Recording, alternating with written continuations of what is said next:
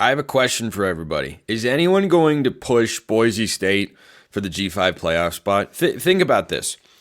If Boise State, which is currently ranked 17th in the country in the AP poll, and whenever their first college football playoff rankings come out, if they haven't lost by then, they'll be ranked in a similar vein. If they continue to play at the level that they have been, if Ashton Jeanty continues to be a bona fide Heisman Trophy finalist, if not favorite, and he's the betting favorite right now, I think Travis Hunter should be in that conversation. I think Cam Ward should be there. Those would be my three finalists if you gave me a vote to pick the three guys to go to New York City today. If Boise State just continues at this pace, is there anyone that you feel like can push them to be the highest ranked non-Power 4 conference champion? Because I sure don't. Now, the question in their own league is UNLV. UNLV had a tight loss last time out against Syracuse. They had a game-winning interception twice, and they dropped it both times. Pretty tough. Pretty tough for the Rebels there. But the more I look at Boise State's schedule, the more I go, man, I just don't see it. They're at Hawaii this week. Don't think Hawaii's got enough to push them. Then next week is the big game, or rather the following week on a Friday is the big game against UNLV. That game is in Las Vegas. It's going to be a fantastic, big-time football game. And UNLV can put themselves in that conversation to be sure. But, I mean, I just wonder if outside of Boise State in the Mountain West, the question I'm posing here is, can anybody put together a resume that's better? Army and Navy are the only unbeaten teams in the American right now. Because I think a lot of people that follow G5 football, and as I always say, far be it from me to ever overlook the fact that a Group 5 team is getting into the college football playoff this year. Can you have a team from the American that could rise? Tulane can't lose another game. And you need Boise State to lose a game, and I don't even know if that would be enough. Because let's say Boise State loses to UNLV in the regular season. They're on the road, and they lose that game, but they win everything else, and they win the Mountain West, and they're 11-2 at the end of the year. If they're playing UNLV in the Mountain West title game, they will have avenged their only loss, and their other loss will be at Oregon by 3 points, and the Ducks are likely to finish the regular season in the top 10. We'll see what happens this week when they play Ohio State in Eugene. At the very least, at the bare minimum, Oregon's going to be a top 13 team by the end of the regular season, unless they lose a handful of games, which I don't think they will.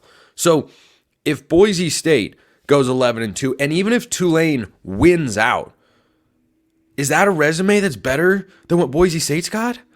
I don't think it is, because Oklahoma by the end of the year is not going to look like a great outcome for Tulane. It's not. Another team that could have put themselves into the fold, because Oklahoma's going to have 4 or 5 losses minimum by the end of the season. I think 4 is the minimum, 6 is the max. I think they probably end up at 5 losses by the end of the year. That game's not going to look as good. Kansas State, sure, that's a really good game. It's one that Tulane should have won because they were at home. Adarian Mensah unfortunately caught the turnover bug, but I don't know if that resume can beat Boise State at 11-2. Certainly not at 12-1. I'll get to the 12-1 scenario in just a moment, but let's say they go 11-2, whether that's a loss to UNLV or somewhere else, and they win the Mountain West. I don't know who's pushing them here. Liberty's unbeaten in Conference USA. They needed overtime to beat FIU earlier this week. James Madison could have been a contender, but they lost last week. There is no loss that a Group of 5 team is going to be able to put on the docket right now that looks as good as Boise State going to Oregon and losing by a field goal. It's not out there. So then the question falls to Army and Navy. And look, Memphis has got 1 loss to Navy, by the way, which is why I mentioned Army-Navy before I mentioned Memphis, because coming into the year, a lot of people thought, hey, Memphis could be the Group of 5 playoff team.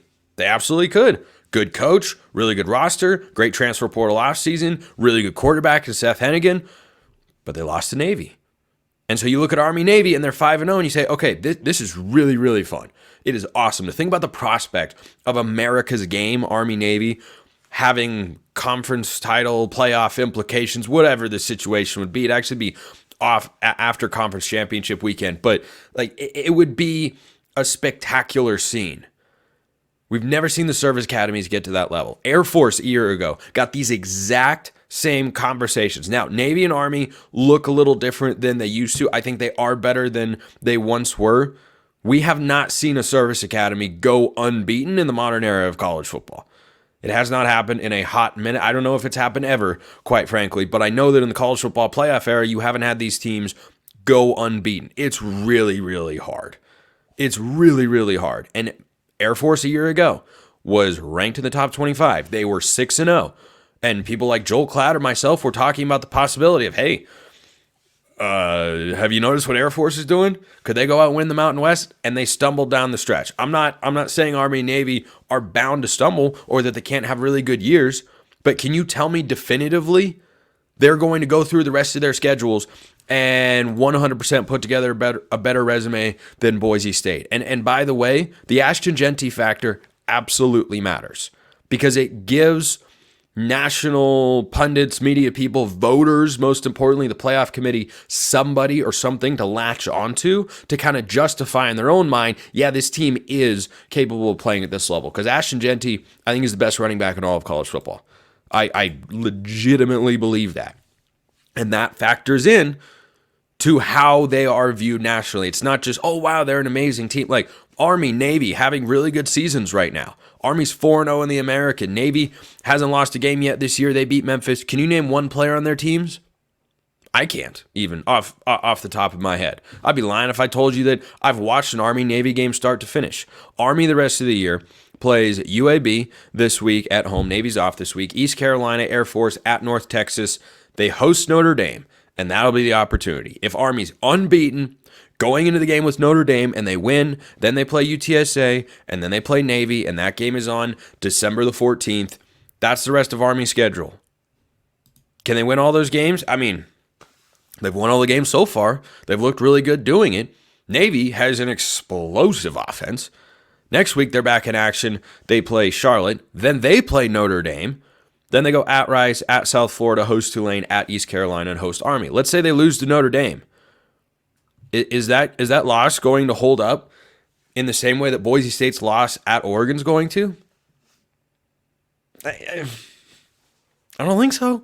It depends. Might depend on a number of different factors. But the point I'm making here is that Boise State has the ability to just ignore and not have to worry about any other Group 5 teams pushing them. There's even a world, if Boise State goes 12-1, they could be a higher-ranked conference champion than one of the Power 4 teams. They're generating momentum early in the year. The Oregon game keeps looking better and better. They keep dominating teams. And if that continues afoot, if they beat UNLV, if they beat Oregon State, they've already beaten Washington State, it's a really impressive resume. And I don't think anyone can touch them.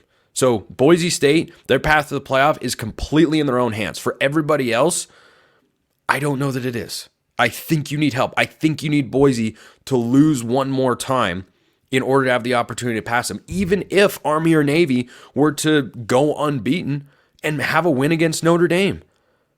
I think it's going to take a lot, and going unbeaten in and of itself takes a lot. So I'm fascinated to see how this all plays out, fascinated to see how the committee views it, because it's the first time we've ever had the 12-team playoff. But Group 5 team is getting a team into the playoff, and look, Boise State, if they continue on this trajectory, there's a world where they get a first-round bye because they're one of the 4 highest-ranked conference champions. Where do you think the Big 12 conference champion is going to be ranked right now? Where do you think, at the end of the year, once they go through an entire conference slate, where do you think they're going? There's a lot of football to be played.